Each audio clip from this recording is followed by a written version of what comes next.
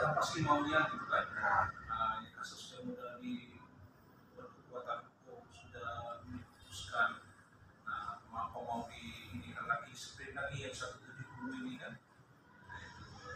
Mau kita ramekan rame-rame, kita terbangkan kalau Ramai kan? ya, kita ngerti lah dari bahwa kasus besar. Dari masalah penganiayaan tidak ada yang luka-luka model kepala saya Pak. Nggak ada. Jadi kasus-kasus ini kan mungkin yang mukul juga siapa. Iya. Makanya kan lebih enak sebenarnya kan Pak yang berkapasitas di situ tuh menjelaskan langsung dapat penjelasan. Tapi yang namanya kapasitas orang kan ada Pak. Seperti saya hanya meneruskan informasi dari beliaunya, nanti apa-apanya ya kan kembali ke beliau, kembali pada pimpinannya Pak. Mereka ceritanya suratnya sudah maksud sudah terbuka, biar saya cek kembali satu bundel.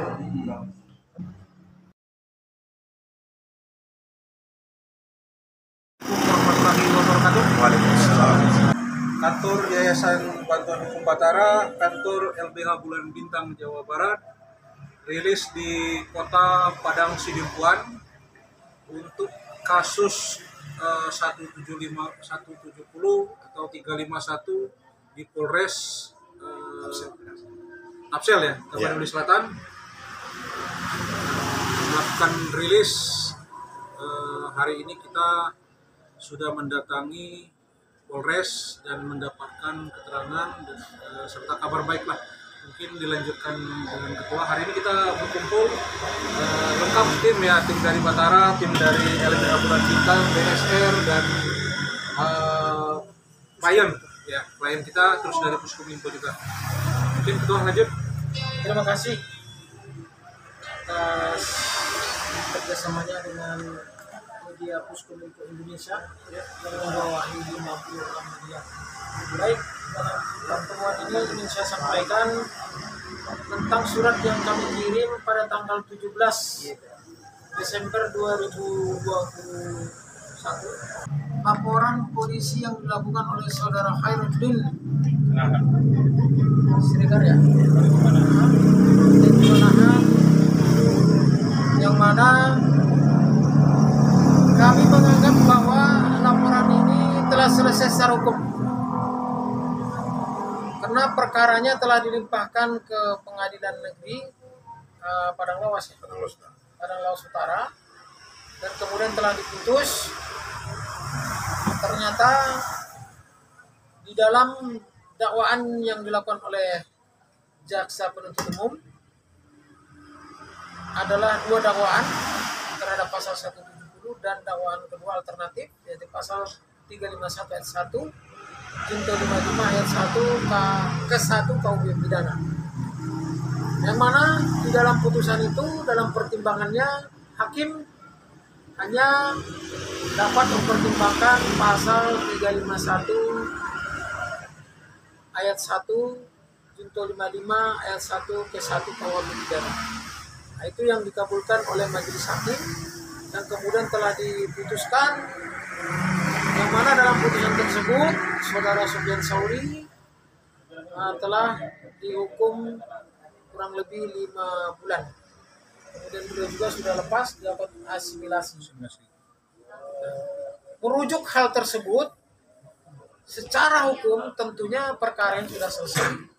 Namun kita mendapat satu ketimpangan karena tidak mungkin berkas yang sudah dilimpahkan ke pengadilan sampai ke kejaksaan sampai ke pengadilan sudah diputuskan kemudian dibuka kembali untuk dilakukan penangkapan.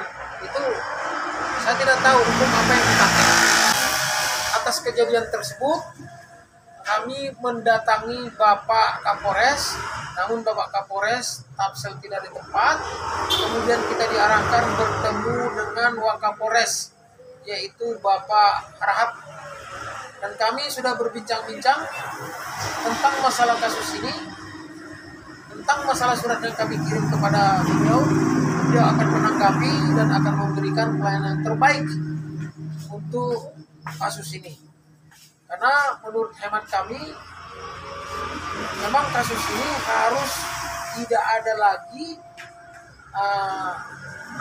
penangkapan atau pembukaan kasus lagi, nggak ada. Karena sesuai dengan pasal yang dituduhkan 170 tersebut, menurut hukum dan menurut apa yang telah mereka lakukan itu tidak terpenuhi unsur itu. Yang terpenuhi ada pasal 351 ayat 1, junto 55 ayat 1 KUHP pidana. KUHP perdata pidana. Itu yang mereka lakukan. Nah, sehingga kita juga meminta supaya semua proses hukum ini sudah harus dihentikan, tidak lagi penangkapan. Sampai-sampai tadi kita tanya, kalaulah dilakukan penangkapan, dasar hukumnya pakai apa? Apa dasar hukum yang dilakukan sehingga harus dapat ditangkap? Nah, ternyata mereka juga tidak bisa menjawab. Jadi serasa bungkam seperti itu. Pak Wakapolres ya, Pak Harahap mengatakan kasus ini akan kami selesaikan sebaik-baiknya. Tadi juga KBO-nya mengatakan, oh tidak ada lagi penangkapan Pak, tidak mungkin lagi dilakukan, kata beliau begitu. Ada rekaman? Ada rekamannya, kami rekam semua seluruh pembicaraan. Jadi oleh karenanya kami mengucapkan terima kasih kepada Pak Wakapolres yang ingin menyelesaikan masalah ini secara baik dan secara hukum. Nah, itu yang bisa kami sampaikan. Terima kasih mungkin dari Bapak Kepala Desa yang selama ini mendampingi masalah ini sehingga sampai melakukan mediasi dan segala macam. Mungkin ada yang bisa disampaikan. Cukup. Pak Gumai, masih ada yang bisa? Ya, ada sedikit lah. Jadi untuk kasus ini ada sedikit perselisihan masalah waktu ya Pak ya.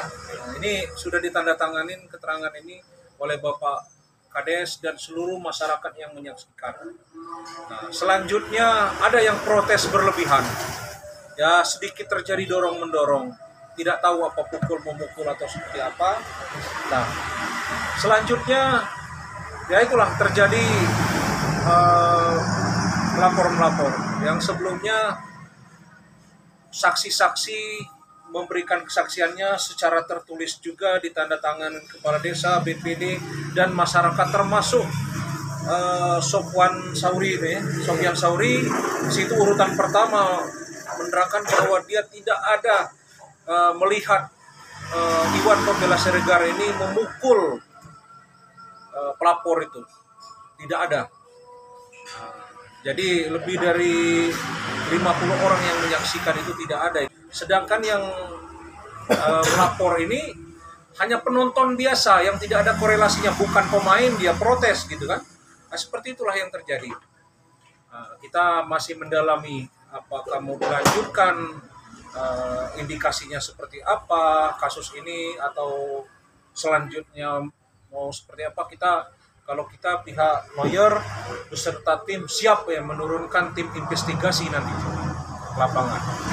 Mungkin itu aja, ada tambahan nggak? Sedikit.